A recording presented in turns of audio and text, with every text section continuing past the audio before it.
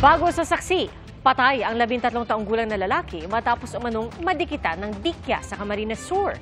Ayon sa ina ng biktima, nangyaring insidente nitong Sabado nang mag-swimming sa beach ang anak. Naisugod pa siya sa ospital pero hindi na naagapan. Kasunod nito, nagpaalala ang BFAR Bicol sa publiko na mag-ingat kung maliligo sa dagat. Sakaling madikitan ng dikya, hugasan agad ng malinis na tubig ang apektadong bahagi ng katawan at lagyan ito ng suka. At kung may nakadikit na tentacle sa balat, tanggalin ang mga ito at agad pumunta sa ospital. Mga kapuso, sama-sama tayong maging saksi.